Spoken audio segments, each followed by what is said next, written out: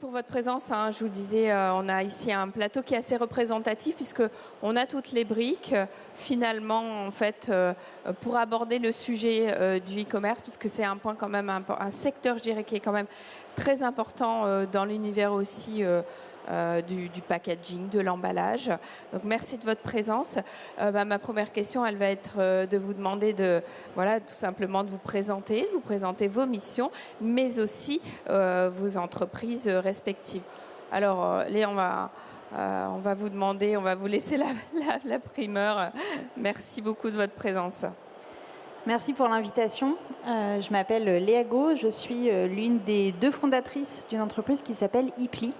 Et notre métier, c'est de faire en sorte de rendre les emballages réutilisables, réemployables, pour que chacun des emballages qui soient mis sur le marché par les commerçants puisse avoir une deuxième vie et jusqu'à 100 vies. Merci. Brice Capelluz. Oui, bonjour à toutes et à tous. Donc Raja, c'est un groupe indépendant européen, B2B, qui comprend plus de 5000 collaborateurs, 2 millions de clients. Et j'ai l'honneur d'ailleurs d'avoir comme fournisseur Ipli, encore merci, et puis d'avoir comme client Cédric. Voilà, merci beaucoup. On forme une boucle, si je peux me permettre, dans l'univers, la boucle. Oui, bien sûr. Voilà, fournisseur et client, c'est parfait. Cédric de Bretagne. Merci Brice. Cédric de Bretagne, donc je suis directeur e-commerce de Sinalia. Sinalia, c'est une coopérative de bijoutiers indépendants. C'est 400 magasins un peu partout en France. Nos magasins sont connus sous les enseignes Julien Dorcel, Montre & Co et Guilde des Orfèvres. Et on a 2 activités chez Sinalia, une activité B2B parce qu'on est négoce de bijoux et donc on alimente en stock nos propres magasins, mais on a également une activité e-commerce à travers nos 3 sites marchands, Julien Dorcel, Montre & Co et Guilde des Orfèvres. Merci pour ces présentations. On aura l'occasion d'y revenir et d'expliquer un petit peu plus vos activités respectives. Avant cela, j'aimerais qu'on reparle vraiment du secteur, puisqu'aujourd'hui, on constate qu'il y a 3 types de commerce. Le traditionnel avec l'usage unique, le vrac et la VAD avec le secteur du e-commerce. Donc, finalement, Brice, 3 emballages différents. Est-ce que finalement, on n'est pas à la limite de l'emballage qui est proposé pour ces 3 usages du commerce? Et je vais aller même un peu plus loin.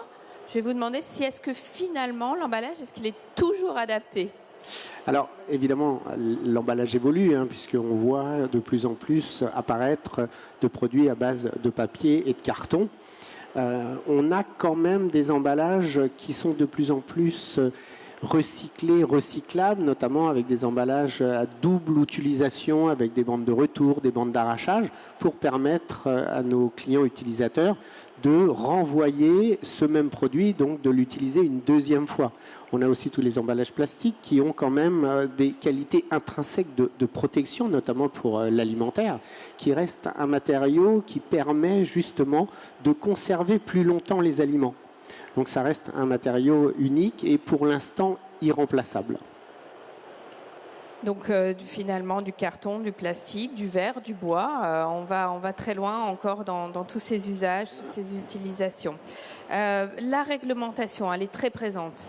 Brice, on en parle, c'est vraiment c'est au cœur. Alors la réglementation, c'est à la fois une bonne chose et à la fois des contraintes fortes. Le dernier exemple que j'ai, c'est sur le papier toilette biodégradable où on est interpellé par la DGCCRF sur une dénonciation parce qu'on a appelé ce papier toilette biodégradable. Donc, en termes on parlait d'utilisation de sémantique, des mots à ne plus utiliser aujourd'hui. C'est vraiment très, très contraignant. Alors, on s'adapte, évidemment. On propose de plus en plus d'emballages vraiment réutilisables, vraiment recyclables. Il nous manque encore des filières de réutilisation, comme le carton, on en parlait avec Sinalia, avec Cédric, où, contrairement au verre, on n'a pas encore de filière de carton, de récupération de carton et de papier qui partent trop souvent dans nos déchets alimentaires. Si on dresse un peu les différentes lois, il y en a de nombreuses. Allez, on y va. J'ai fait une liste. Allez, La loi AGEC, donc avec depuis obligation sur les emballages en Europe et en France de signaler une infoterie, d'inciter et d'informer le collaborateur comment on trie son emballage. Donc ça concerne l'intégralité des emballages ménagers, avec aussi le logo Triman. Et tous les emballages qui sont susceptibles d'arriver chez le consommateur final doivent apposer cette inscription. On a la RDU, Règlement européen contre la déforestation et la dégradation des forêts. Donc là aussi, on doit être sûr de l'origine de nos bois, de nos papiers, de nos cartons, et qu'ils soient cultivés dans des forêts FSC, PFC. On a aussi la PPWR, Packaging Waste Regulation, qui consiste à réduire les dommages causés à l'environnement par les emballages et les déchets d'emballage. Voilà, et qui constituait d'une dizaine de règles à respecter. Beaucoup de réglementation. Sans parler de la 3R, réduction, réemploi, recyclage, voilà, qui est au cœur des enjeux, mais aussi de vos problématiques. Et c'est ce qui nous anime, d'ailleurs, c'est ce qui nous réunit tous ici. Léa, un regard peut-être sur tous ces enjeux, cette réglementation. C'est quand on prend un peu de hauteur, finalement, qu'est-ce que ça laisse penser ? Nous, ce qu'on constate, donc ça fait 5 ans maintenant qu'on a lancé IPLI, on constate que la réglementation, elle vient accompagner et probablement faire accélérer un peu un mouvement qui est déjà en marche. Quand on a lancé des emballages réemployables en 2019, c'est vrai que c'était quelque chose qui était encore assez à la marge, assez novateur et quelque chose pour les bobos écolos, si je peux me permettre. Mais c'était vraiment l'image que les gens en avaient. Je vois Brice qui a Oui, parce qu'on s'est rencontrés la première fois, je sais plus, sous le Grand Palais, puisque voilà, j'y étais. J'ai eu la chance de découvrir IPLI à l'époque. Donc c'est pour ça qu'on se connaît depuis maintenant 5 ans. C'est ça, et effectivement, peu étaient ceux qui croyaient que l'emballage réemployable, l'emballage réutilisable allait s'implanter durablement sur le marché. Mais preuve en est, après 5 ans, qu'aujourd'hui, les consommateurs sont vraiment en attente de solutions qui vont leur permettre d'agir concrètement. Il n'y a rien de plus concret aujourd'hui que de recevoir un emballage et de le mettre dans la poubelle et de savoir que peut-être il sera recyclé, peut-être pas, et finalement pas avoir d'autre choix. Quand on arrive avec un emballage qui nous permet d'agir en glissant simplement dans une boîte aux lettres, sa boîte aux lettres personnelle ou la boîte aux lettres jaune dans la rue, le colis, il revient chez nous, on le nettoie et on le remet en circulation auprès d'un e-commerçant. Ça, c'est extrêmement simple à comprendre pour un consommateur. C'est moi, en tant que consommateur, j'ai un pouvoir, je peux choisir ce que devient l'emballage que j'ai reçu. Et la réglementation, on voit qu'elle accompagne ça avec la loi AGEC en France, où en 2027, on aura 10% des emballages qui devront être réemployables. Et à l'échelle européenne, les objectifs sont très très ambitieux, puisqu'il y a une obligation spécifiquement pour l'emballage réutilisable, d'avoir 10% des emballages qui devront être réutilisables dans le e-commerce à horizon 2030, 50% à horizon 2040. Donc c'est des objectifs qui sont extrêmement ambitieux. Et je pense que là, on sort de la sphère des écolo-bobos, mais on arrive sur quelque chose qui demain sera mainstream, tout simplement parce qu'il y a un impact qui est mesurable et qui permet au e-commerce et aux consommateurs d'agir ensemble. Vous y répondez d'ores et déjà, avec tout simplement, même avec l'ADN de votre produit? Absolument. Nous, je pense qu'on a eu plutôt une bonne surprise en découvrant le contenu de la réglementation, puisque les obligations qui sont contenues dans cette réglementation, c'est-à-dire d'avoir un emballage qui peut être réutilisable, mais surtout d'avoir un système de tracking et un système de réutilisation qui permettent à chacun des emballages d'être réellement réutilisés, c'est notre cœur de métier depuis 5 ans. Nous, on ne produit pas d'emballage. D'ailleurs, on travaille avec des producteurs d'emballage, avec des fournisseurs d'emballage. Mais notre métier, c'est de faire en sorte que chacun des emballages, peu importe sa matière, on travaille avec des emballages en carton, avec des emballages en plastique. Par contre, notre métier, c'est de faire en sorte que chacun soit réellement réutilisé et que chacune des réutilisations puisse être prouvée de façon très concrète. Vous voulez nous en parler, peut-être nous montrer votre produit? Ou vous aviez l'intention de le faire après? Je ne sais pas, comme vous voulez. Au choix, moi je m'adapte. Ça sera très concret. On a aujourd'hui une flotte de colis qui peuvent être, comme je vous le disais, en PP. Donc ça, c'est une version plastique souple qui permet aux emballages d'être repliés. Je vous épargne la démo, je l'ai déjà plié dans ce même format. Donc là, c'est exactement le même colis en version colis et en version courrier pour le retour. C'est ça qu'un particulier va glisser dans la boîte aux lettres. Et puis, on a des versions faites en carton. Donc là, par exemple, si vous voyez, c'est vraiment du carton, qui permet aux emballages également en carton d'être retournés à l'envoyeur, d'être retournés chez nous. Il y a un petit vernis dessus qui permet aux emballages d'être nettoyés facilement, qui permet d'enlever les étiquettes de transport. Et cet emballage, il peut être remis sur le marché auprès d'un nouvel e-commerçant. Donc avec un QR code, scanner pour retourner votre emballage.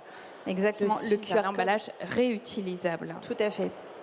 Le QR code, c'est ce qui nous permet de traquer à la fois pour les professionnels. Un e-commerçant qui va envoyer un colis va pouvoir scanner son emballage ici pour pouvoir indiquer qu'il l'a mis sur le marché.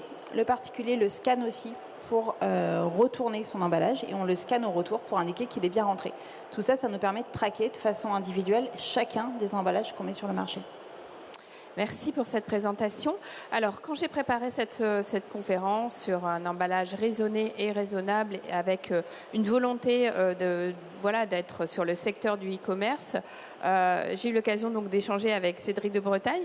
Et je l'ai contacté, il m'a dit mais ok, alors moi je vous vois sourire, mais c'est vrai, il faut dire les choses. J'ai cette volonté, j'ai cette envie. Mais je n'ai pas encore des choses complètement fantastiques à dire. Je suis encore dans une démarche. C'est vrai, non ? Oui, en fait, on est très dépendant de nos fournisseurs. Nous sommes des détaillants. Alors déjà, à la base, les produits que nous vendons sont des bijoux ou des montres de marque. Et tous ces produits sont présentés dans des écrins qui valorisent le produit ou qui valorisent la marque. Donc le produit est déjà bien protégé de par ces premiers éléments.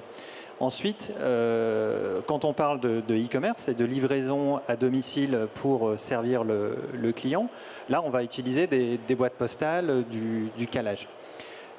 Sur cet aspect-là, on est très dépendant en fait de ce qui se fait. Chez Signalia, on calcule notre bilan carbone depuis 2 ans, donc on est vraiment dans une démarche. Et tous nos bijoutiers poussent dans ce sens. Et je pense que quand on interroge les consommateurs, ils veulent également aller dans ce sens. En revanche, on ne veut pas payer plus. Voilà. La difficulté, c'est que quand on nous propose des produits à haute valeur environnementale, souvent on nous demande de payer beaucoup plus pour un service que les consommateurs ne veulent pas payer. Donc c'est là notre difficulté. Cette transparence, elle est intéressante. Et donc, on a poursuivi cet échange. Et j'ai trouvé ça très intéressant parce que vous le mentionnez. Vous dites, voilà, on a cette envie, on est dans une démarche, mais il y a l'enjeu économique qui est là et qui prédomine. En revanche, il y a un autre point intéressant que vous m'avez dit, et c'est vrai que j'ai l'occasion de travailler sur des conférences avec de nombreux e-commerçants. Il y a un point déterminant quand même aujourd'hui, parce qu'on parle beaucoup d'omnicanalité, de commerce omnicanal, et pour vous, c'est l'une des clés en fait. Effectivement, c'est là où on a pu percevoir les premières avancées en matière de bilan carbone. C'est sur la réduction des flux, en tout cas la réduction de la longueur de transport, enfin du nombre de kilomètres que parcourent nos colis. Dans le cadre du commerce unifié, quand on fait du click and collect, il y a différentes façons de le faire. Le point de livraison, le magasin ne peut être justement qu'un point de livraison et va recevoir un produit d'un entrepôt central. En revanche, chez nous, le click and collect, ça se fait à travers le commerce unifié. Alors, rapidement, le commerce unifié, c'est quoi? C'est une mutualisation des stocks et c'est être en mesure de localiser un stock pour mieux servir le client et dire au client, donc voilà, le produit que vous avez commandé est disponible dans le magasin de retrait que vous avez choisi. Et donc, ça nous évite d'expédier le produit depuis l'entrepôt central au magasin. Et le magasin peut remettre son propre produit, le propre produit qu'il a en stock. Donc, c'est vraiment un point déterminant déjà en termes Alors, pour la livraison, enfin en tout cas dans toute la démarche de la commande jusqu'à la livraison, déjà pour avoir un bilan carbone qui soit... Effectivement, nous, on réduit les coûts de transport, on réduit l'acte de transport, donc c'est un flux logistique qui pollue.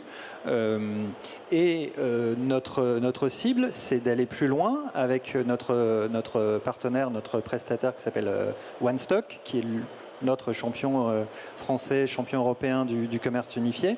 Et notre objectif est que lors d'une livraison à domicile, qu'on puisse faire partir le produit du point de stock le plus proche du consommateur. Là encore, pour réduire au maximum le nombre de kilomètres que va parcourir le colis. Léa, par rapport justement aux clients que vous avez, une réaction peut-être par rapport à ce que vient de nous dire Cédric de Bretagne, parce que c'est une démarche souvent aussi, tout ça. Je pense que ce qu'on constate, c'est que les entreprises qui s'intéressent au sujet du packaging, elles s'intéressent aussi à l'ensemble de leur chaîne logistique. Et ça, on constate, on accompagne de plus en plus nos clients sur les solutions e-commerce, mais également sur leur flux interne, sur le click and collect, par exemple, où il y a une vraie démarche également, sur les livraisons qui peuvent se faire effectivement entre magasins eux-mêmes et ensuite depuis les magasins vers les particuliers. Donc on voit que ce packaging, c'est un maillon d'une chaîne bien plus globale et on constate que la démarche, elle est vraiment de plus en plus forte chez l'ensemble des acteurs avec qui on travaille. Brice, une réaction? Oui, bien sûr, on parlait des coûts de l'emballage. C'est vrai que c'est une constante réflexion. Le plastique, c'est un matériau qui coûte très peu cher. D'ailleurs, c'était le matériau qui était utilisé par tous les e-commerçants jusqu'à très récemment. Et aujourd'hui, les plus grands e-commerçants français utilisent quasiment que du papier carton, des enveloppes papier, plus résistantes qu'avant. Donc c'est vrai que c'est une démarche profonde d'aller vers des emballages plus responsables, plus éco-responsables, plus écologiques. Il y a une question du coût et c'est là qu'on intervient en tant que fournisseur, comme fournisseur important avec des Européens, puisque notre réflexion à nous, c'est de mettre sur le marché, à la disposition de nos clients, un maximum de ces emballages-là au moindre coût. Donc on travaille énormément sur la mutualisation entre toutes nos enseignes en Europe pour essayer d'avoir le papier au prix du plastique, ce qui est encore assez difficile puisqu'on a un surcoût qu'on essaie de faire diminuer. Mais on travaille sur nos marges, on travaille sur l'approvisionnement, tout à fait. Une réaction peut-être? Je vous voyais acquiescer, Léa. Oui, c'est évidemment un sujet, parce que je pense qu'en tout cas, pour avoir sur le marché des emballages qui soient responsables, il faut évidemment qu'ils soient compétitifs sur le plan économique. Nous, c'est quelque chose sur lequel on a beaucoup travaillé. Quand on s'est lancé en 2019, nos packaging étaient jusqu'à 10 fois plus chers qu'un emballage à usage unique. Ce qu'il faut savoir, c'est que dans un colis réutilisable, un emballage réutilisable, même au sens large, ce qui coûte cher, c'est pas l'emballage lui-même, c'est tout le service qui va avec, c'est-à-dire le retour postal, le nettoyage et la remise en circulation. Aujourd'hui, on est plutôt content parce qu'on arrive à être compétitif sur, par exemple, des emballages carton en format boîte. On arrive à être compétitif pour nos clients. L'emballage sachet plastique à usage unique, effectivement, on n'y est pas encore. Mais on voit qu'on a déjà bien divisé nos coûts et qu'en allant sur aussi une approche globale, on peut aller vers des coûts d'emballage qui vont être équivalents, voire moins chers que ceux d'un emballage à usage unique. On parlait des flux internes. Sur les flux internes, aujourd'hui, on arrive à être moins cher et de façon assez forte par rapport à de l'emballage à usage unique. Donc sur le e-commerce, on y travaille, on y est bientôt. Sur les flux internes, un emballage réutilisable peut aujourd'hui, et on a plusieurs clients avec qui on y arrive, être moins cher qu'un emballage à usage unique. En fait, tout à fait. Pour faire baisser le coût de l'emballage éco-responsable, on va utiliser ce terme, il faut que nos consommateurs prennent l'habitude de nous renvoyer leurs emballages pour qu'on puisse les nettoyer et les remettre dans le circuit. Et à partir de ce moment-là, on aura des emballages éco-responsables qui auront plusieurs vies, qui pourront être réutilisés, utilisés plusieurs fois, et dont on pourra faire baisser les coûts. Parce que, à l'image d'Ipli, le sujet, c'est vraiment de former les utilisateurs finaux qui reçoivent ces emballages, les habituer à retourner, quelle que soit la forme du retour. Et aujourd'hui, on a des contacts avec La Poste pour que les consommateurs finaux, ceux qui reçoivent des produits Signalia par exemple, mettre cet emballage dans les boîtes postales, que La Poste les retourne et qu'on puisse les nettoyer, retirer les étiquettes et les remettre dans le circuit. Et à partir de là, on fera baisser les coûts d'emballage. Mais il faut vraiment former les utilisateurs finaux. Qu'est-ce que vous en pensez sur le point de vue du consommateur ? Effectivement, le consommateur a un rôle à jouer. Aujourd'hui, on observe que finalement, peu de consommateurs sont prêts à jouer ce rôle. On souhaite tous avoir bonne conscience en tant qu'acteurs consommateurs. Nous le sommes tous. Hein. En revanche, il faut que ce soit simple, il faut que ce soit facile. Cette logistique, ce retour, il faut que ce soit bien pensé autour du client. Donc il y a une grande part encore de sensibilisation, d'évangélisation peut-être en fait du process sur ce volet voilà, et ce rôle du consommateur, l'accompagnement. Voilà, on y travaille. Là, on travaille sur des emballages, on travaille avec Ipli. En fait, notre rôle aussi chez Raja, c'est de tester, c'est de mettre à la portée de tous nos clients les meilleures solutions possibles. Voilà, de manière à ce qu'ils puissent choisir et évaluer les meilleures solutions possibles. Oui, Léa. Je me permets de rebondir là-dessus parce que c'est vraiment ça, c'est vraiment ce sur quoi on se concentre aujourd'hui.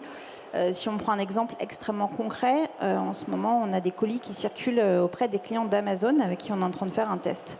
Ces clients-là, pour renvoyer des colis Ipli, ils ont le geste, je pense, le plus simple possible, qui est simplement donc, de scanner le QR code qui est sur le colis, de cliquer sur un bouton pour appeler le facteur, et le lendemain matin, le facteur, dans la matinée, vient chercher le colis qui est dans sa propre boîte aux lettres. Et dans les verbatim, dans ce que nous disent les gens, c'est qu'en fait, c'est plus simple que prendre un carton, de le plier, de l'enfoncer au fond de sa boîte aux lettres jaune, de sa poubelle jaune, pardon. C'est la même couleur, mais la poubelle jaune, et de descendre en bas de l'immeuble pour jeter son emballage. Donc effectivement, c'est vraiment clé, c'est de faire en sorte que demain, et même aujourd'hui, renvoyer un emballage réutilisable, ce soit plus simple et avec moins d'impact que de mettre un emballage à la poubelle. Et en plus, cette personne qui aura fait ce geste-là, qui est simple, qui est assez ludique, en plus les gens aiment bien plier les colis, en plus ils reçoivent un bon d'achat qu'ils peuvent utiliser chez nos marques partenaires. Donc nous on travaille vraiment sur toute la chaîne, il faut que ce soit simple, il faut que les gens comprennent, et quand les gens vont au bout du geste, on les récompense. Donc il y a également une motivation supplémentaire pour que, effectivement, certains vont agir parce qu'ils ont envie de le faire et d'autres simplement parce qu'ils y trouvent un intérêt. Mais c'est en appuyant sur tous ces leviers-là sur lesquels on travaille beaucoup que demain, ce sera plus simple et plus logique et on se dira mais pourquoi est-ce qu'avant on mettait des emballages à la poubelle alors qu'ils les ont servis qu'une fois ? Il faut que ce soit moins cher, plus pratique et qu'en plus les gens soient récompensés. Très intéressant. Alors, on parle ici, lors de cette conférence d'e-commerce. Brice, vous êtes représentant de la FEVA, de la Fédération de la vente à distance. Donc, j'ai envie de vous portiez cette casquette aujourd'hui. J'ai une question, parce qu'on a parlé de ce consommateur. On est quand même dans une actualité où, c'est le cas de le dire, on est fait face à de nombreux paradigmes. Entre de nombreuses lois, la GEC, PPWR.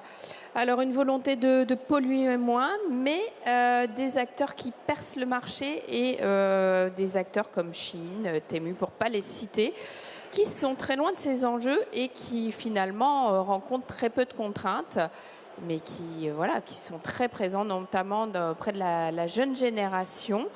Voilà, et on peut le dire qui pollue. Alors, tout à fait, parce que Chine, Temu, Alibaba attaquent, même Amazon attaque le e-commerce, mais attaque aussi le commerce tout court.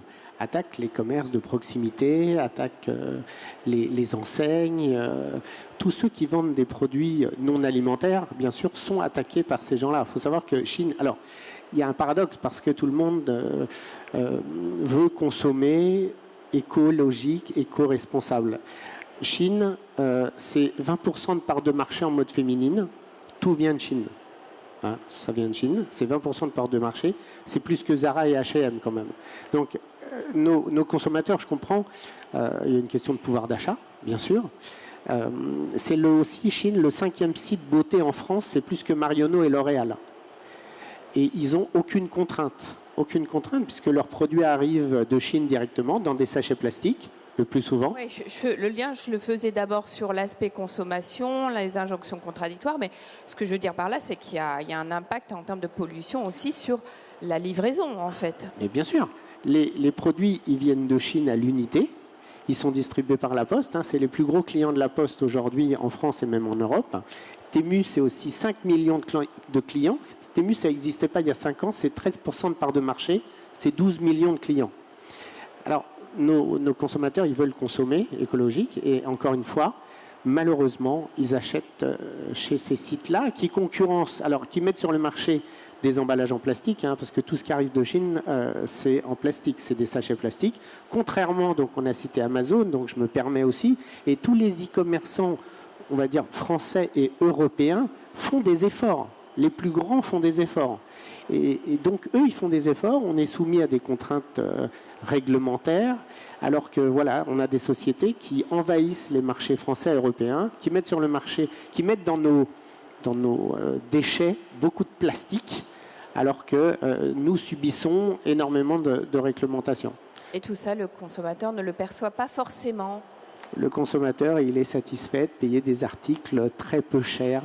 Et donc là, il reçoit ses produits en plastique. Léa, Cédric, une réaction peut-être par rapport à tous ces injonctions un peu contradictoires, j'ai envie de dire. Cédric. Effectivement, c'est la loi du marché. Nous, en bijouterie, on vend des articles qui sont durables. Donc on s'inscrit dans cette démarche de durabilité. Effectivement, on fait des efforts, on utilise du carton recyclable, il n'y a plus de calage plastique, c'est du craft, c'est du papier. Même l'adhésif, on essaye d'utiliser du craft. Enfin, voilà, on s'applique un certain nombre de contraintes, mais parce que ces valeurs, pour nous, sont réelles. Elles sont réelles pour nous, entreprises, mais elles sont réelles parce qu'on représente, encore une fois, des bijoutiers indépendants, des entrepreneurs qui portent ces valeurs. Qui portent ces valeurs et pour qui ces valeurs sont bien réelles. En revanche, c'est le consommateur qui arbitre à la fin. Donc c'est pour ça que en fait, les enjeux économiques sur lesquels on insistait tout à l'heure sont clés. Et si un jour on peut utiliser des matériaux, des colis réutilisables qui, au final, quand on prend tout en compte, deviennent moins chers économiquement, effectivement, tout le monde s'en portera mieux et le client aussi pourra s'y retrouver. Léa ? Je pense que la clé, elle est vraiment sur le fait que ce soit une expérience client qui soit différenciante à un coût qui soit compétitif. Et effectivement, aujourd'hui, il y a ces acteurs qui arrivent sur le marché avec des contraintes qui sont un petit peu moindres, qui sont clairement moindres. Je vois Brice qui réagit. Ouais. Qui n'ont quasiment aucune contrainte. Et effectivement, on sent qu'il y a des particuliers qui se tournent vers ces acteurs. Ce qui est drôle d'ailleurs, c'est que parfois, c'est les mêmes qui vont acheter sur ces enseignes-là et sur des marques très éco-responsables, et ça, on le voit aussi pas mal. Mais on pense que la réglementation qui est là en France, elle accompagne un mouvement, en France et en Europe, elle accompagne un mouvement qui est déjà là, aussi une attente des consommateurs. Et comme je l'ai dit plusieurs fois, nous, on s'est lancé avant la réglementation. Elle accompagne un mouvement qui est pour nous déjà là, elle le fait accélérer. Mais on ne peut pas, et nous on refuse de s'appuyer uniquement sur la réglementation. D'ailleurs, on en parle assez peu à nos clients, c'est plutôt eux qui nous en parlent. Mais pour nous, c'est d'abord qu'est-ce qu'on apporte. C'est une réduction claire de l'impact carbone, une expérience client qui est différenciante, le tout à un coût qui devient de plus en plus compétitif, aujourd'hui moins cher sur des boucles internes et bientôt compétitif sur du e-commerce. Et c'est en travaillant là-dessus qu'on va pouvoir aller toucher la cible de plus en plus large. Alors effectivement, il y a Amazon déjà qui commence à s'intéresser à ce sujet-là. On travaille avec Cdiscount depuis plusieurs années maintenant, depuis 2020. On travaille vraiment avec des acteurs qui sont des acteurs généralistes. Alors pas à cet extrême-là, effectivement, mais on sent déjà que ça intéresse de plus en plus de gros acteurs et qu'on espère que demain, ça impose une norme parce que pas du fait de la réglementation, mais parce que ça répond à un vrai besoin, à un vrai enjeu, dont je pense que les consommateurs prennent conscience par pic. Peut-être en ce moment, l'actualité fait réagir un peu, et puis que demain, ça s'installe de façon plus durable, parce que ce sera aussi peu cher qu'un emballage à usage. Oui, il faut qu'il y ait aussi cette, ça passe forcément par là, cette évidemment. réalité économique qui soit là quand même. On a parlé des lois, on a parlé de commerce unifié, on a parlé aussi de ces injonctions contradictoires, on a parlé du consommateur. Il faut forcément que dans le e-commerce, on parle de... c'est cette dernière brique, c'est la zone aveugle, on appelle ça dans le e-commerce, c'est la livraison. Parce que finalement, le e-commerçant, il ne maîtrise plus. Ça y est, il donne son produit. Donc c'est la partie, la zone aveugle, hein, on appelle ça. Alors, on a parlé un peu quand même de livraison, justement, de livraison du dernier kilomètre. Du dernier kilomètre, oui. Exactement. Alors, on engage évidemment nos prestataires.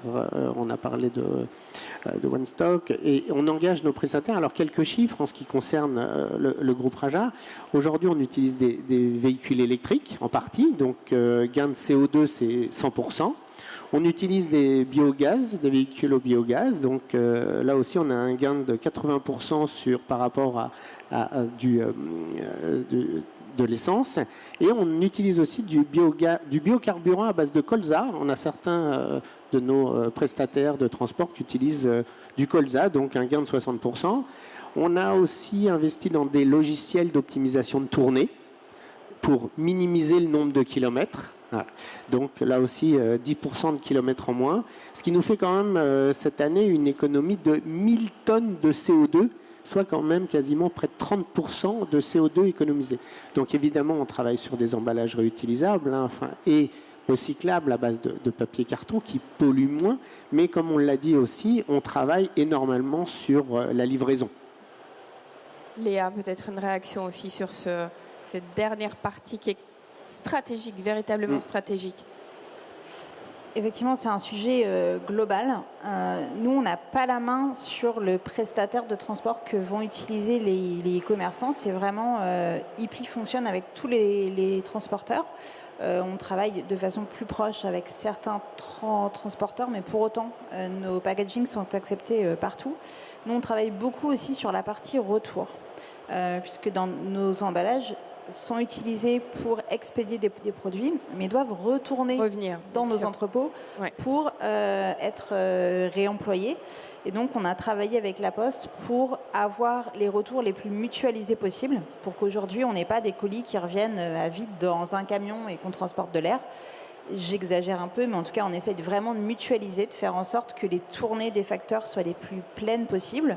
On est mutualisé avec les lettres, donc un courrier qui est en plus une activité de service public, donc il y a une obligation d'aller récupérer les lettres dans les boîtes aux lettres. Et on travaille vraiment sur des flux relativement lents, c'est-à-dire qu'aujourd'hui, un de nos colis, pour revenir, c'est 5 jours en moyenne, parce qu'on attend que les camions soient pleins, que les sacs soient pleins, pour que les colis reviennent chez nous. Donc on a vraiment essayé d'avoir l'approche la plus globale possible aussi sur cette partie retour. Et la clé, c'est vraiment sur la mutualisation. Dans les formats que je vous montrais tout à l'heure, je vous disais que notre colis, notamment en PP, il est souple. Pourquoi ? Parce que ça permet d'épouser vraiment le produit qui est à l'intérieur et de pas emballer d'air par rapport à un carton pour avoir besoin de calage, notamment sur des produits qui ne sont pas fragiles. C'est un sujet complètement différent sur des produits fragiles, évidemment, mais sur des produits qui ne sont pas fragiles, d'avoir l'emballage qui va épouser au plus près du produit, ça permet de mettre plus d'emballage dans un carton et de ne pas transporter d'air, ce qui a un impact carbone très important. Du bon sens. Alors, préparez vos questions. Je leur en pose une dernière. Après, c'est à vous.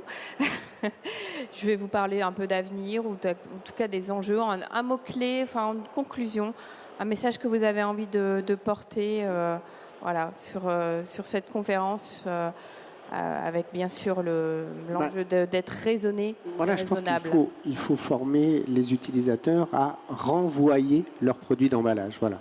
On a Ipli, on a des solutions comme Rizip. Aujourd'hui, on cherche tous la meilleure solution pour que l'emballage revienne et qu'on puisse le réutiliser.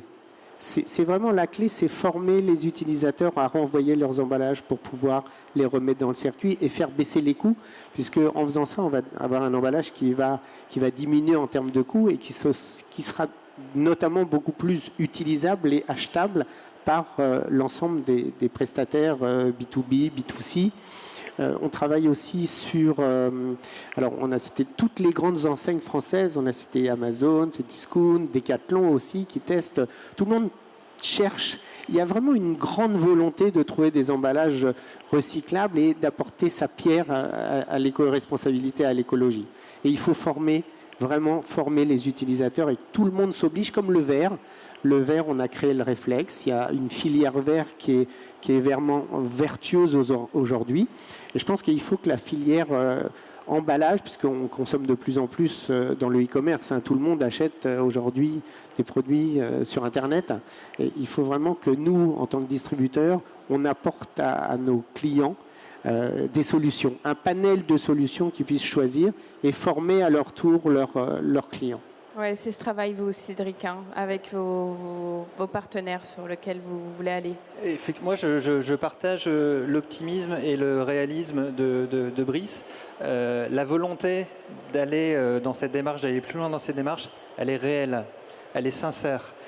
Donc, je suis persuadé qu'on va y arriver.